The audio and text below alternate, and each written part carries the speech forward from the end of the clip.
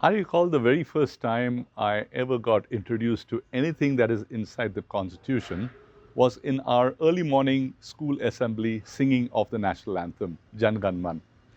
And this used to happen for a good 10 years that I can remember throughout my school days. And I recall the very specific incident with my dear mother when I was 7 years old. And my mother was a school teacher and later a principal.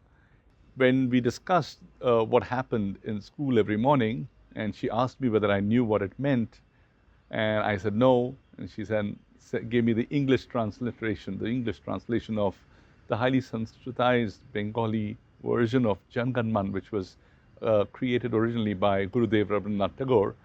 And so when I read that English translation, I responded and reacted to my mother and said, Mom, this is a prayer to God for our nation and for our brothers and sisters. That was the first interaction or realization.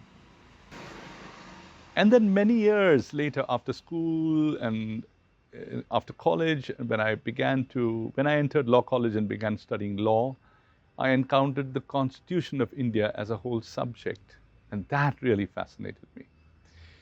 The Constitution, which is a guiding light, the principle, the holy book for every citizen of the country. No matter what religion we are, this is the book that is for every citizen. And in that book, the Constitution of India, what really caught my attention was Article 51A. That's the only article that talks about the fundamental duties of every citizen. And I believe if every citizen read, understood, and abided by this, implemented it, we would be a great nation. I believe the next generation has a great opportunity to bring India to be a great nation. All we need is for our next generation to be taught the Constitution in school, in college, in university, in everyday walk of life.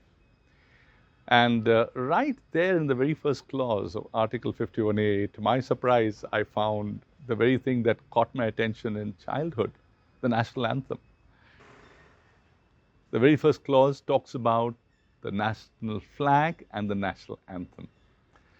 And so again, many years later, when we founded our enterprise, Lorraine Music Academy and the Trust, Lamb Trust, this gave us an opportunity to bring back to the fore and rekindle the passion and the fire in us and share it with all our brothers and sisters.